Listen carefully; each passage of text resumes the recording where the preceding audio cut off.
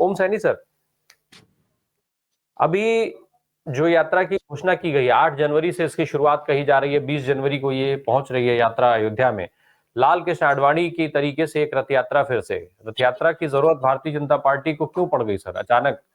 एक तरफ विपक्ष की जो इंडिया गठबंधन की बात है, उसमें भारत जोड़ो यात्रा की बात भी इस समय लगातार चल रही है। तो ये दो यात्राएं कितनी महत्वपूर्ण है देश की सियासत के लिहाज से, 2024 के चुनाव के लिहाज से? ओम सैनी सर। देखिए राम प्रकाश जी, ये तो भारतीय जनता पार्टी के पैदा होने के साथ ही जो प्रारंभ हुआ है। अब भारतीय जनता पार्टी ने अपने उन सारे इरादों को नजर अलग कर दिया जिनकी स्थापना के वक्त में घोषणा की थी, और जिससे अब्दुल करीम छागला जो बॉम्बे में अध्यक्षता कर रहे थे इनके सम्मेलन की, आडवाणी जी और अटल जी ने जो भारतीय जनता पार्टी के गठन के लिए सम्मेलन किया था उसमें, तो उनका कहना था कि मुझे लगता है कि भारत में मध्यम मार्गी पार्टी का विकल्प यानी कांग्रेस का विकल्प पैदा हो गया है, और एक नई वैसी ही जो भारत के संविधान के प्रियम्बल की, भारत के संविधान का सम्मान करने वाली पार्टी पैदा हो गई, इसका ख्याल था। लेकिन ये लोग, नतीजा ये हुआ कि जब ये लोकसभा में गए तो सिर्फ दो रह गए, यानी कि लाल कृष्ण आडवाणी और अटल बिहारी वाजपेयी। उसके अलावा सब भारतीय जनता पार्टी जमीन हो गई।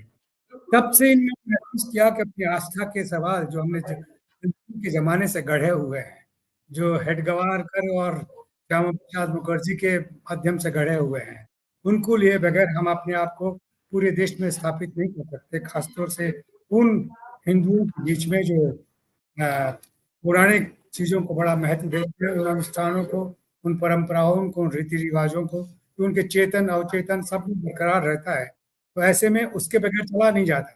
यही काम इन्होंने 2014 में बड़ी तेजी के साथ में किया है, और उसके लिए जो मॉडल वर्तमान प्रधानमंत्री नरेंद्र मोदी साहब ने 2002 के अंदर बनाया था गुजरात के अंदर, कि ऐसे है एक मॉडल होगा, ऐसा एक देश होगा जिसके अंदर किस तरीके से जो बहुसंख्यक लोग हैं वो अपना शासन महसूस कर सकेंगे। ये बात कहते नहीं है, लेकिन ये हकीकत है उस तरीके से। तो वही सारा सिलसिला, जब इन्होंने राम मंदिर बना लिया, अब आस्था का सवाल वो एक आध और अटके हुए हैं, वो अलग बात होगी, लेकिन फिलहाल ये सबसे स्ट्रॉन्ग पॉइंट है जिसके माध्यम से वो अपने आप को 2024 के इलेक्शन में मैदान में उतार रहे हैं, और सोच रहे हैं कि फिर से शासन में आ जाएंगे। और इस आने के लिए वो पूरी तरीके से वो ही सारे लोगों को इकट्ठा करने की बात कह रहे हैं जो लोग उस वक्त थे। लेकिन जो आडवाणी जी को और मुरली मनोहर जोशी को जो इनकार किया न्यास ने, तो उसका कारण बताते हैं। क्योंकि जब प्रेस कॉन्फ्रेंस कर रहे थे तो न्यास के जो भी साहब थे जो प्रेस कॉन्फ्रेंस कर रहे थे, उनका कहना था कि आपको पता नहीं है, आप तो शायद आपने तो देखा भी नहीं होगा। बड़ा वो पत्रकारों का मजाक उड़ा रहे थे कि आप अब आडवाणी जी 96 के हैं और मुरली मनोहर जोशी 90 के हैं, और मैंने उनसे कहा कि आप ना आए, क्योंकि आप बहुत सेहत आपकी वैसी नहीं है कि आप जाकर के वहां सब कुछ कर सके। तो ये एक आड़ है। दरअसल वो जिस तरह से अपना सारा सब कुछ स्थापित करना चाहते हैं, वो एक योजनाबद्ध तरीके से ये 400 किलोमीटर की यात्रा जो अभी हो रही है, जो गुजरात से मध्य प्रदेश और यूपी से होती हुई अयोध्या पहुंचेगी, यूपी के अंदर, तो वो इसी के पीछे है कि लोगों के दिल में वो ज्यादा से ज्यादा वो भाव पैदा हो जो रामलला के मंदिर स्थापना को लेकर के प्रारंभ से थे, उन्हीं को फिर से वो बिल्कुल ताजा करना चाहती है भारतीय जनता पार्टी और वर्तमान शासन जो केंद्र में है। तो ऐसी स्थिति में ये सब हुआ, लेकिन एक लापरवाही या कहना चाहिए एक शायद मुंह से स्लिप हो गया होगा ऐसा, कि वो उनको आने की हिदायत दी है, और वो अपने आप में एक चर्चा होगी, इसमें कोई शक नहीं। क्योंकि जोशी जी ने बार बार कहा कि मैं तो आऊंगा, उनको जवाब के अंदर वो बता रहे हैं। तो आडवाणी जी भी इसी तरीके से, इतने लाचार तो वो नहीं हुए होंगे, क्योंकि अभी मैंने करण सिंह जी को भी परसों पहले रोज इंटरव्यू देते हुए देखा है। वो 94 के हो गए, लेकिन वो बहुत ठीक तरीके से देते हैं। तो इसी तरीके से मैं समझता हूँ कि आडवाणी जी से जिस तरह की सेहत आडवाणी जी की है, उसमें कोई दिक्कत होगी नहीं, उनको आने दिया जाना चाहिए। और वो जो मुरली मनोहर जोशी आग्रह कर रहे हैं कि नहीं मैं तो आऊंगा तो उनको आने देना चाहिए, लेकिन उनको रोकना मेरे समझ में नहीं आता कि किस लिए कर रहे हैं। लेकिन ये यात्रा का मकसद तो बड़ा साफ है कि लोकसभा के 2024 के जो चुनाव हो, उससे पहले राम मंदिर की महिमा राम की महिमा, रामलला की महिमा वैसे ही स्थापित की जाए। जो सुधीर जी बैठे हुए हैं, हम लोगों ने तो उस वक्त की यात्राएं देखी हैं, और मैंने राजस्थान देखा, उन्होंने मध्य प्रदेश देखा है, हमारी आंखों के सामने से सब कुछ गुजरा है, कैसे छपा है, कैसे कैसे कैसे हुआ, उसमें वो सारा पता है। लेकिन ये बुनियादी रूप से इस सत्य को तो आप मान करके समीक्षा करनी चाहिए। जब कभी भी आप भारतीय जनता पार्टी की या केंद्र की सरकार की समीक्षा करें तो मान लेना चाहिए, क्योंकि वो उसूल नहीं है जो स्थापना के वक्त में थे।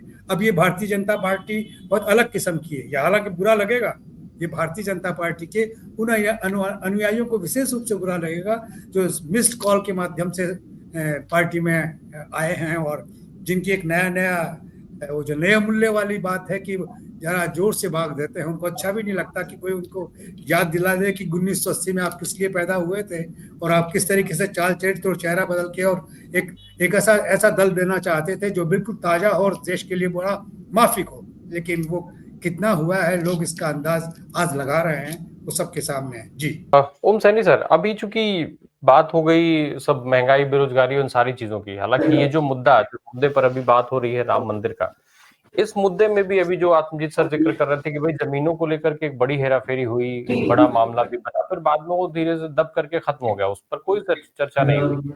क्या राम मंदिर का मुद्दा जैसे जैसे आगे बढ़ता जाएगा, इस मुद्दे के बीच में कहीं इस भ्रष्टाचार को भी स्पेस मिल पाएगा, अगर विपक्ष स्पेस तो एक होकर के भी उठाता है तो?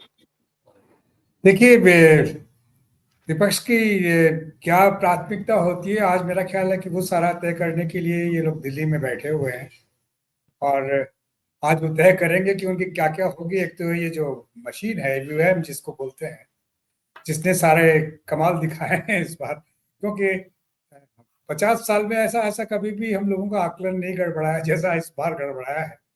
राजस्थान में मैंने देखा बड़ा ठीक से नजदीक से कि 8 संभागों में क्या थे, 50 जिलों में क्या हाल था।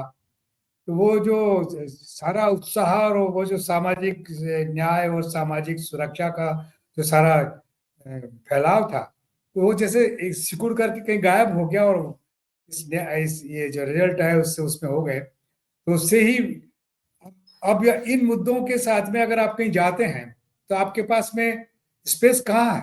ये आपका नेशनल मीडिया तो इसको अडेप्ट करेगा नहीं। जो 700-800 चैनल्स हैं वो तो वही प्रशस्ति गान प्रारंभ करेंगे सुबह से लेकर रात तक, और जो हम लोगों की आवाज है वो उस तरीके से पहुंचती नहीं है।